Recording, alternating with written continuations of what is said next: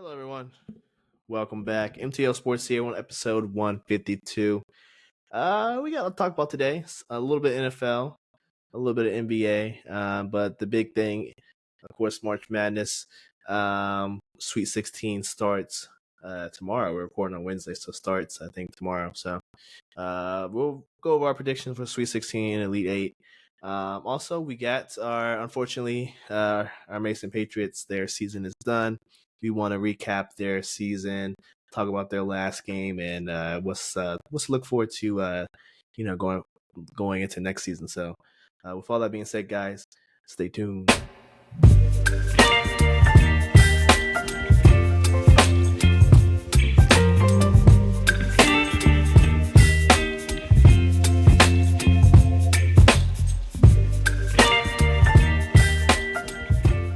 We are back.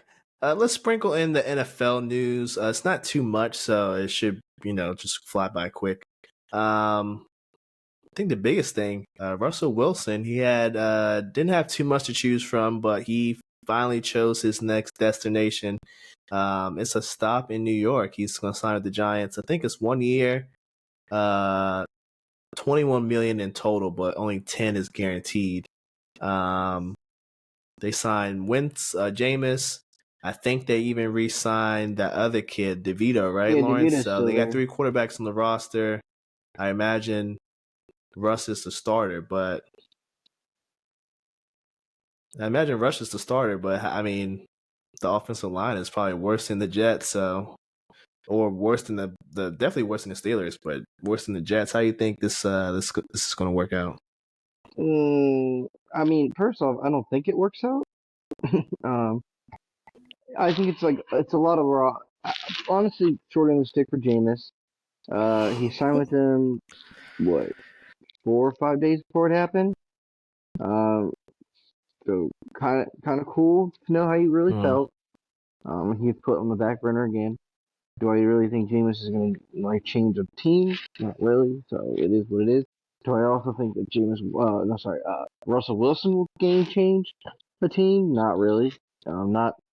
Not the Steelers Russ towards the end. It looked a little dry and beaten.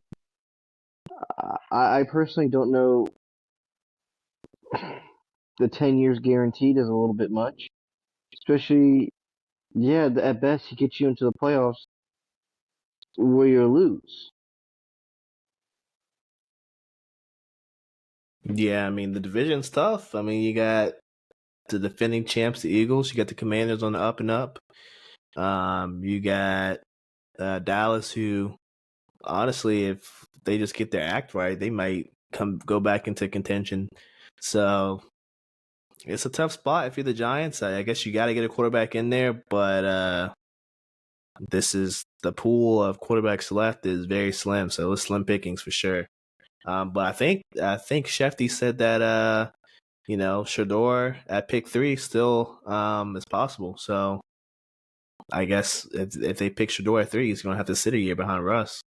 That's what I'm assuming, right? Behind Russ and Jameis. I mean, I guess it's not a bad locker room to sit with. Maybe it is because some of the off the field things with Russ, he probably wouldn't even do any mentoring. I wouldn't expect him at least.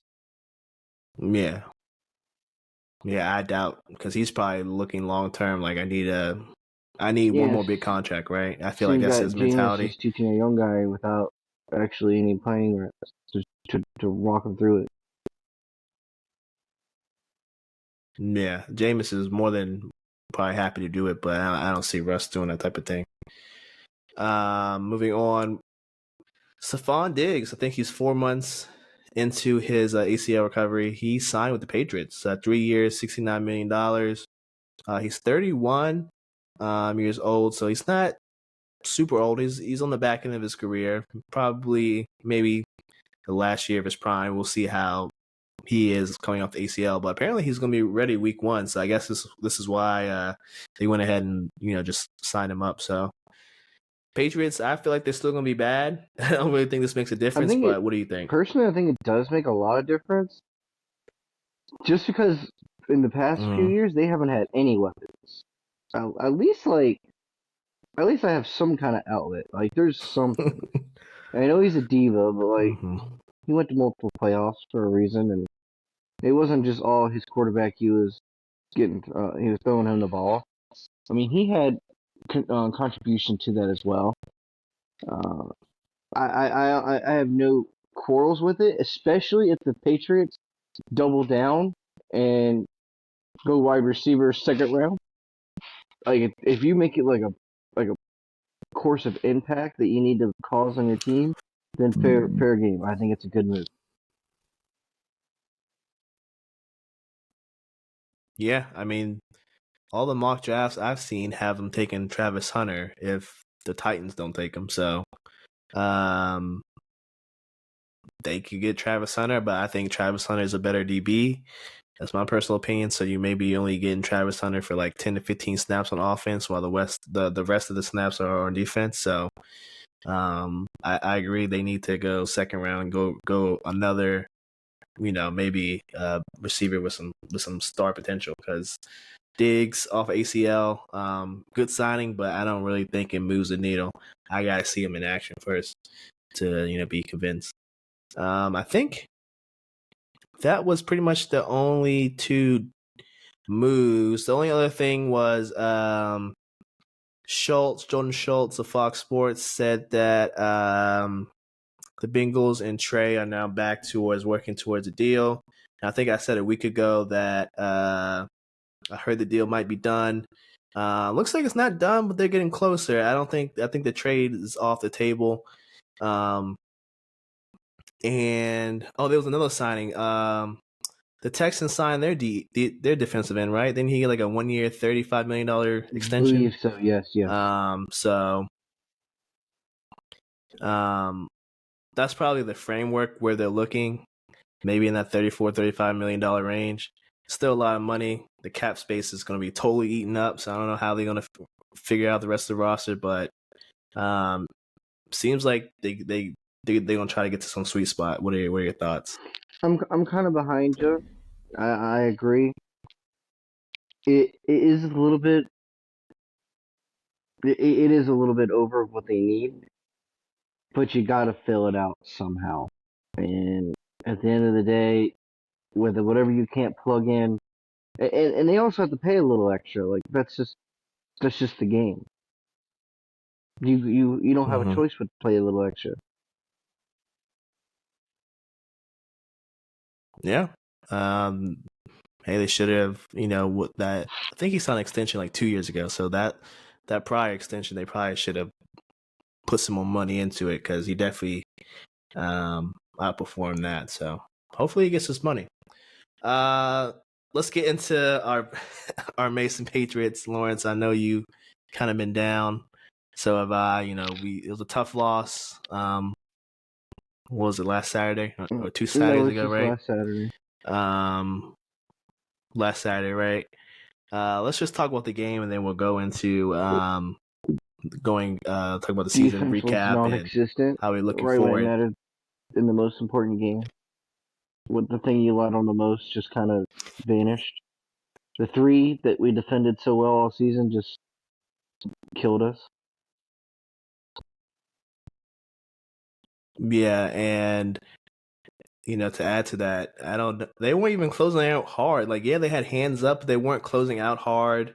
I think they got too comfortable because they were going back and forth, and we had not a comfy lead for like the first 10 minutes, but we had like a decent lead, like 5 or 6, and they were like, okay, this is probably going to end up being like the last game, but Bradley just got hot from three and it seemed like they couldn't miss for a while there. So, yeah, that's my big takeaway, is that the 3-point defense is bad, even though I think the starting lineup was what we wanted all year. They finally started Billups, and the team was looking good. It was really only until the first rotation that I was like, kind of like, what are we doing here? Because he rode that starting lineup for a good chunk of time.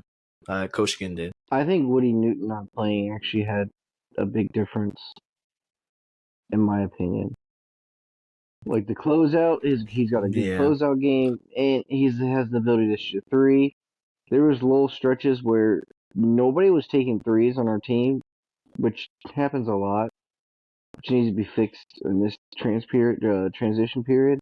I get it. He's more of a defensive gritty, kind of coach, and he wants, tenacious energy. But you just gotta have a guy, maybe two of them this coming up year, three NDs, one on the bench and one on the starter. You gotta have it because we get crushed by our inability to shoot a three. Yeah, and the guys that do shoot, they're streaky, right? Like I think Maddox was almost perfect the last game prior, right? When we played Yeah, Sanford, right? He was like almost money perfect, for it. right? And then and then going into this game, he shot 3 for 10, 6 of 13 overall, which isn't bad overall, but shooting the three wise, that's not good. And Zach Anderson, he got caught, he got a little full of himself from last game, hitting so many threes too, and so he got a little iffy with the 3-point shot, especially when he got hurt. I noticed it didn't go in after he got hurt. And to be completely honest, I don't think he should have went back in because, at least to me, like watching it like courtside in the arena, like I could just tell he was just not the same once he got hurt because he wasn't moving well, and then he didn't get any lift off his threes. Not to say that he jumps a lot on his 3-point shots, but he didn't have any lift, so they were just bricking. He should have just Coach Ginn should have just rode with the freshmen because the freshmen play well in those little spot minutes, Yeah, don't you that think? was the team that got it close when he got rotated in. Yeah.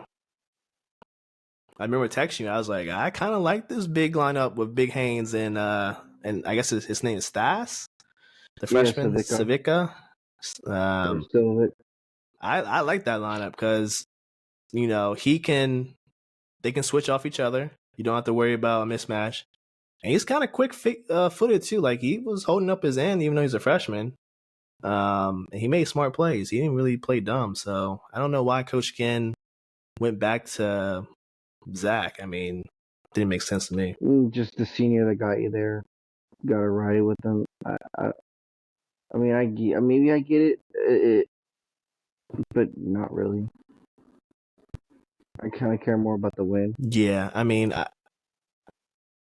yeah, it was. I mean, it was within reach. We got it down to 3 so many times in the last couple minutes, and it seemed like that closing lineup just couldn't get it done. I get it. You're gonna ride for seniors. If this is their last game, let them have. This is their moment. Let them have it, I guess. But they could have easily won the game if you just make that one adjustment. And that's in my opinion. Don't you think? Oh, you cut out there for a second. I was just saying, if he just makes the adjustment, like, hey, take Zach out, he's just not moving well, and put the freshman back in. I think that gives us an even better chance of closing out that game because we cut it to 3 many Yeah, times. I'm gonna completely agree with you that if we could just not play favoritism with our lineup like he does, and just put the best man in there in that best moment, then I think we get the job done. I think with the taller lineup that was still agile, it really, really slowed down Bradley, and then changing it up, it just didn't Yep. work. You got to go right back to it. Like whatever was helping you get to the point that you got to go back to it the moment you can. And we decided to go with the seniors. Also, Katie Johnson didn't do good all game, um, and we kept riding him at the end. He was causing some dumb fouls earlier on.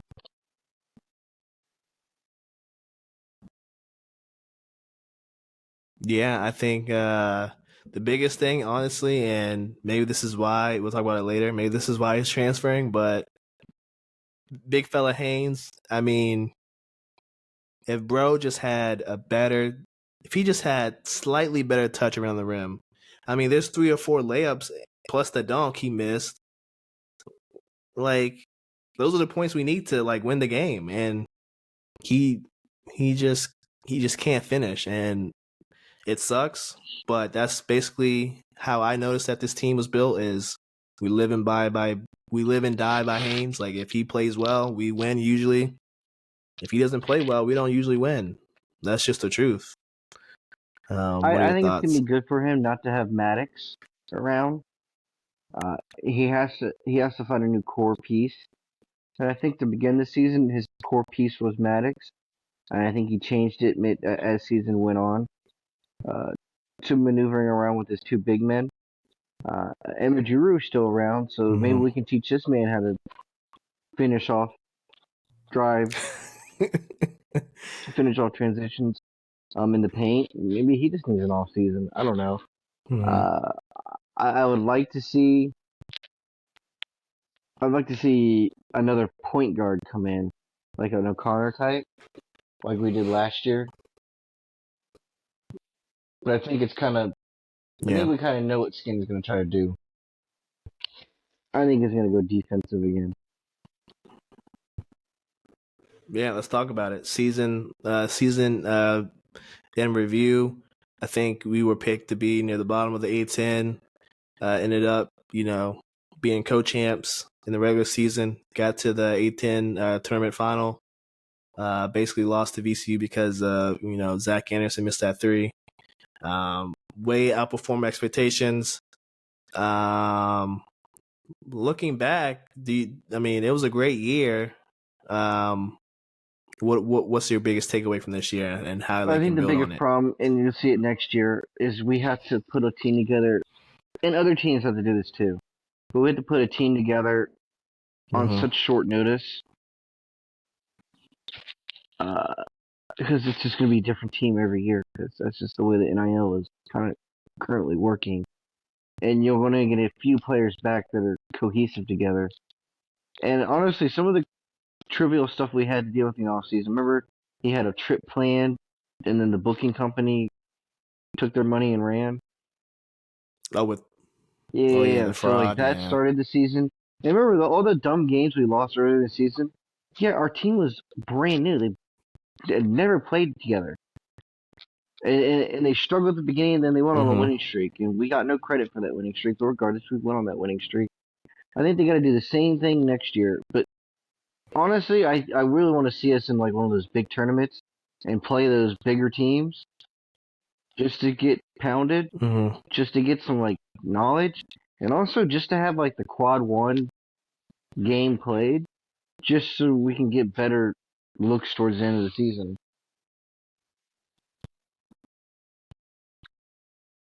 Yeah, I'm totally down. Hey, getting one of those early regular season tournaments. I know the Marquette Challenge was sort of like that, but not really. We should probably throw our hat into one of those, big beginning of the season tournaments, like What you was in the said. Battle of Atlanta, Um, Atlantis? Like that'll be fun. oh yeah, they could compete in that. They could compete in that. Um, let's just hope they don't get into some fraud again. Don't run into some scammers. Yeah, I give the season A+. They outperform expectations. I know we thought good of Coach Skin, but I think now after seeing what he can do in just 2 years, like I think the sky's the limit. We know he can recruit, he's going to bring in guys who can play. We know that now. Hey, I didn't know Big Haynes before, but now I do. Like I didn't know Billups, and now I do. Like Billups is A10 Defensive Player of the Year. Haynes is first team All A10. Like the guy can recruit. He has an eye for talent. It's just um, he has a specific eye for talent, like you said. He loves his defensive guys, and let's hope he can kind of change his ways. He needs to kind of switch it up, um, and get more variety instead of just his prototype. How would you compare Coach Skin's first 2 years versus Kim English was only here for 2 years? How I how mean, would you I never compare? thought Kim English did a whole lot while he was coach. I thought we overhyped him a little bit. He had that first good season, and the second season Yeah. following it, he didn't really add on to anything he did the first season, and yet they were saying, "Oh yeah, yeah, he's like first in line to the Providence job," and I was like, "But for why? Like he hasn't really. I mean, he didn't even get us top four, nor did he even get us in. I think he got us into day two. No, it's our day one, or no, it'd be day two of the A10 I think tournament. But like we were still like eh, bottom eight. no. We were never top 18.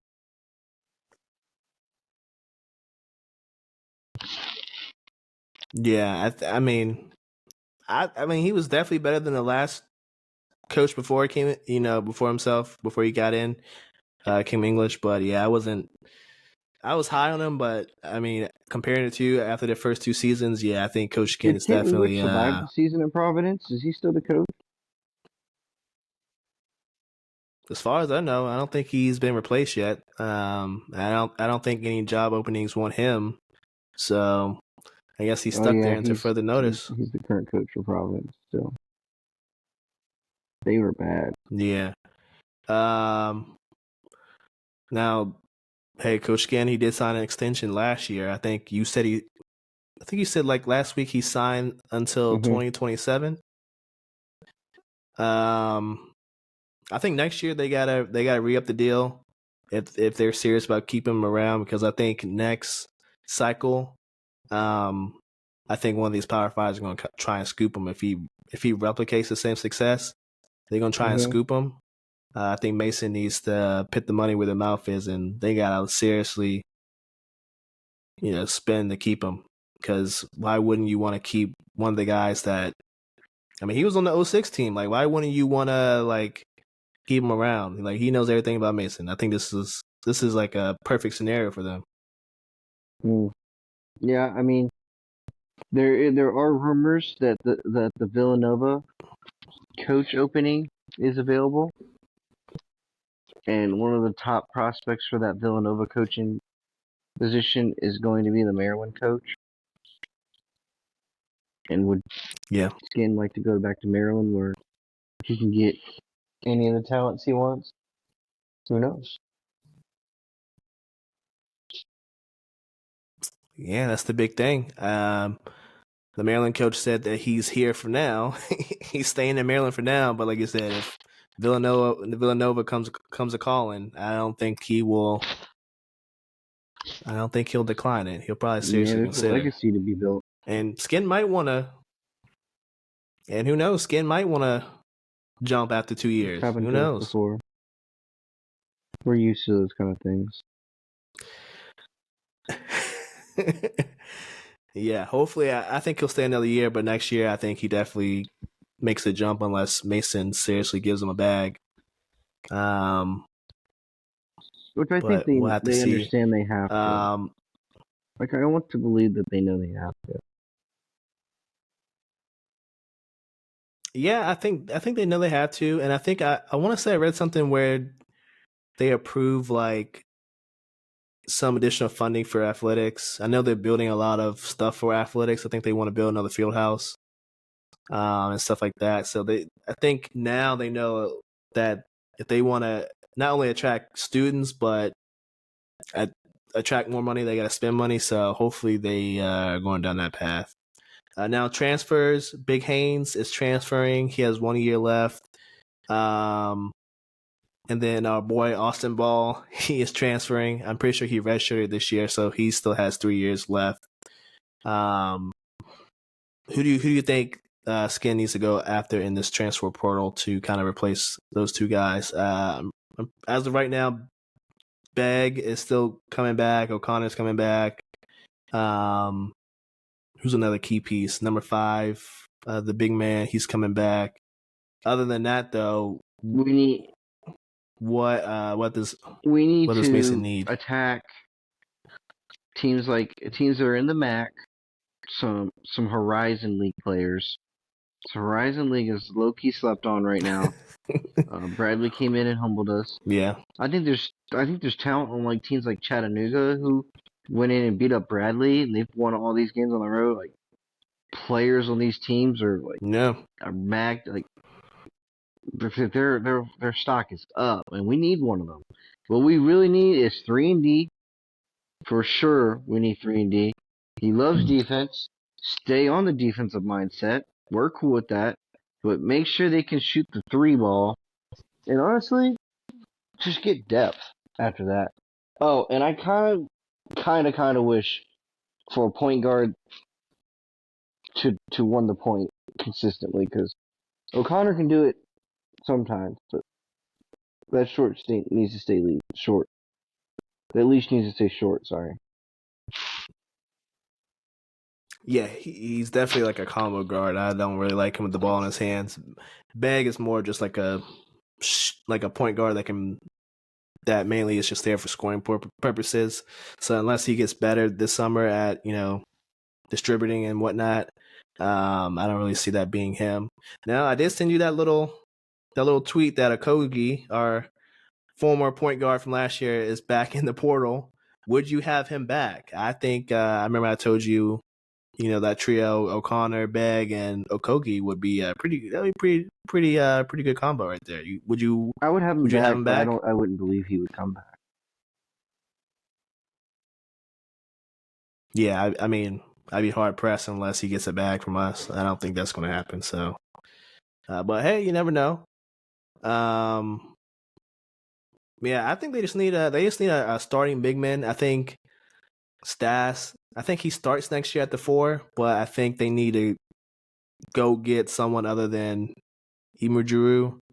I said this before. I think he's just a big guy that's just big, and he's there for rebounding and just contesting shot purposes. I don't think he's a starting caliber college big in the A10. I don't think he has. To me, his movement isn't that good. He doesn't really have hustle, to be honest. Good as a backup, but starting, I don't think that's his forte. He needs to be just a backup. They need to go out and get like another senior big, someone from either a Power 5 that didn't get a lot of playing time, or like you said, go poach another mid-major starting center. Anything you got to do. Anything. And they need another Jared Billups. I think they just need another guy that can lock down, because on the current roster, I don't know anyone that can do that. To be honest, they don't really have a 3-and-D archetype on the roster. As you can see, a lot of the underclassmen are teeny tiny. I think Bball was the biggest guy, but after that, you got this Bryson kid. He's 6'6", but other than that, I mean, everyone else is kind of And you teeny. have no So experience playing. they got to go out there and get them. Yeah, because I don't think a lot of these kids didn't play. The only like underclassmen that played really was Begg and Stas. Nobody else really played.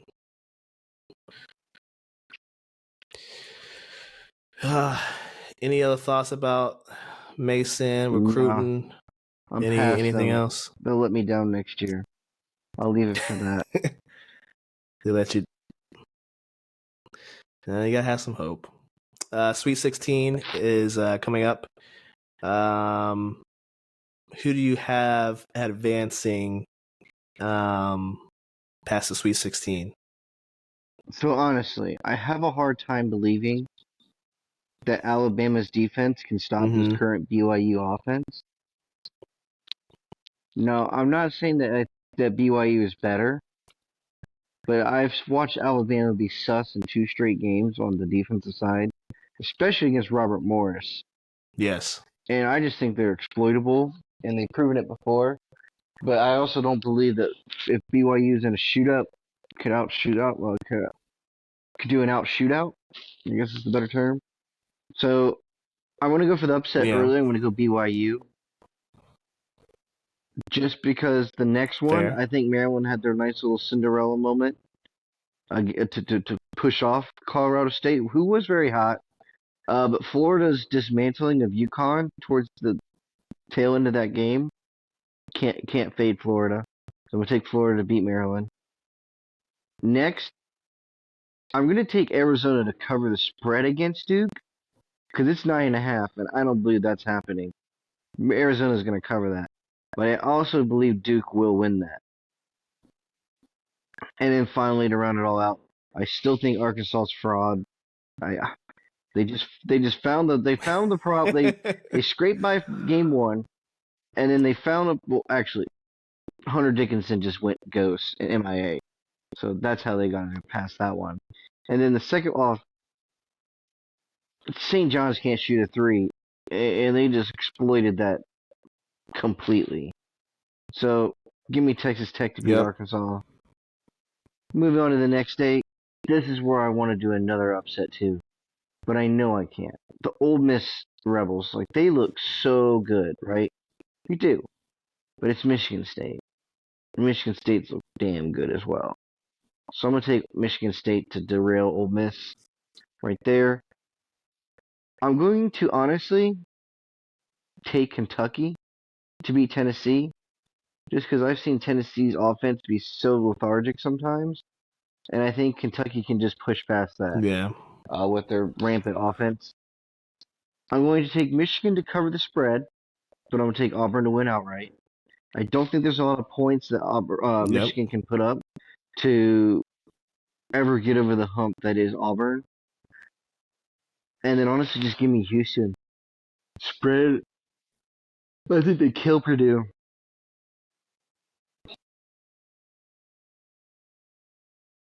I Got got them them killing killing Purdue. Purdue. Yeah, I think I'm gonna agree with you on every pick. For the most part, I think Alabama's probably beating BYU. Michigan State probably wins, and Auburn wins. Duke, I have no worries about Duke. They are just killing people. I don't think they're gonna be challenged until maybe the Elite Eight, but even then, I think they'll kill whoever the winner between BYU and Alabama. Florida, Maryland is a tricky one because they both kind of scraped by. Like, UConn's definitely sold. They 100% sold that game, but you got to give it to Florida for fighting back. You can't give all the credit to UConn for selling, so that's a tough one for me. In Maryland, they get scraped by by Derek Queen making that shot, and also a little bit of selling by Colorado State. So that honestly, I mean, I need Florida to win because they're in my bracket and I need them to win. But I wouldn't be surprised if Maryland keeps the magic alive. And then I agree with you with the rest of them. I think Kentucky wins and Texas Tech wins. Arkansas, I think their luck is going to run out. So those are my picks too. Anything else we gotta cover? UFL season starts this weekend. I think the Defenders play on are down Sunday. to their quarterbacks coach is now their head coach. They lost another coach? They lost. I forgot who it was, but he was only like their offensive coordinator or defense coordinator. And then Reggie Barlow decided to go to Tennessee State to be the head coach. Which I don't know why you would go down to the HBCU, but he did. He left the DC Defenders for an HBCU. Yeah, I don't know HBCU that why. actually has been caught tunneling money out of their programs and yeah, there's a big scandal involved with them. I don't know. Maybe he's an alumni from them. I have no idea. It's very that makes no sense. But yeah, we're gonna have a very interesting season because our quarterbacks coach is now our head coach, and he had about 2 weeks to prepare. Yeah, I don't know how that's gonna go, but I guess we'll see on Sunday. Yeah, hopefully everyone thinks they suck and the ticket prices are cheap. Yeah,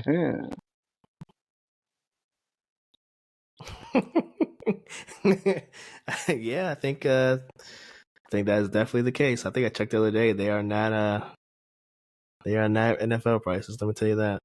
I'm pretty sure that's all I got. No really big NBA news. The only thing is the LeBron conversation. Pat had a little 1 hour sit down with LeBron that aired today. So if you guys want to go check that out, that's pretty interesting. To say the least, all the memes on Twitter have been pretty funny. But that's all I got. So with that, guys, we're gonna head on out. Thank you guys for watching. Thank you guys for listening on Spotify, all that good stuff. And we're gonna head on out. MTL Sports episode 152. See you next week. Peace.